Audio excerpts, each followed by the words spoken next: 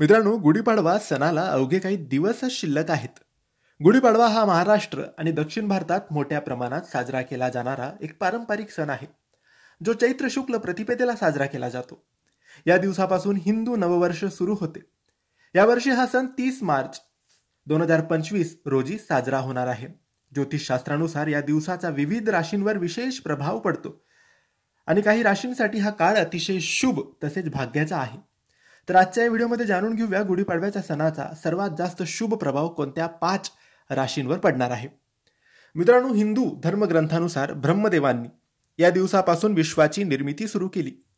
या दिवशी गुढीचा कलश आणि कपड्यांनी सजवलेला ध्वज घराबाहेर लावला जातो, जो शुभ आणि विजयाचे प्रतीक आहे.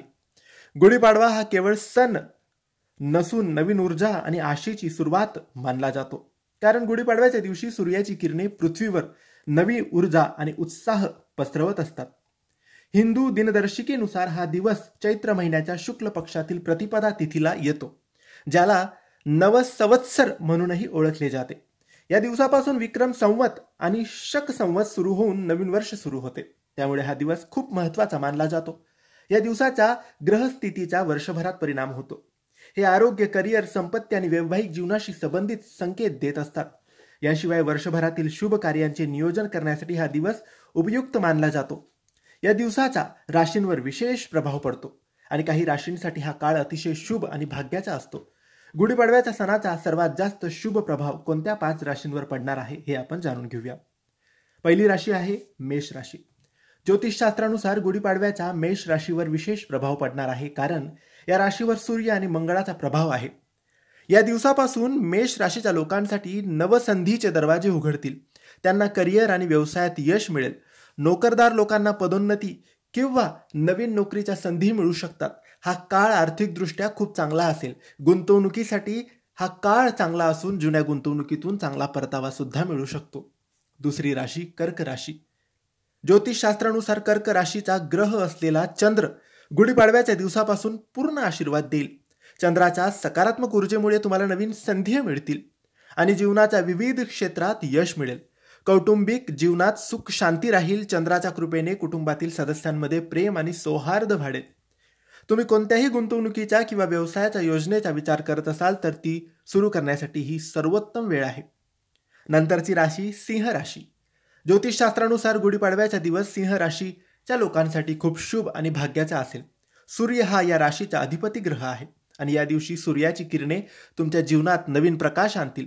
समाजात मान सन्मान मिळेल. व्यापाऱ्यांना नवीन व्यावसायिक सौद्याचा फायदा मिळेल.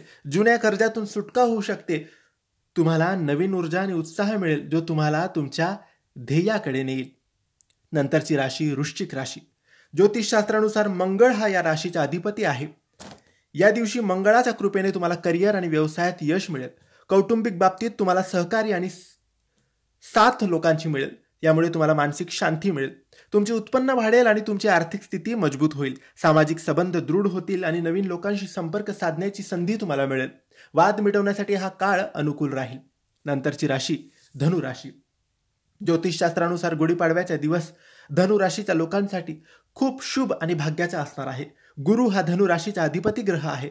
या दिवसापासून तुम्हाला गुरुचे विशेष आशीर्वाद प्राप्त होतील आणि नवीन संधी मिळतील. शैक्षणिक आणि करिअरच्या क्षेत्रात यश मिळेल. यावेळी तुम्ही तुमचा आत्मविश्वास कायम ठेवावा आणि इतरांना मदत करण्यापासून मागे हटू नका. आरोग्याच्या दृष्टीनेही हा काळ तुमच्यासाठी चांगला आहे.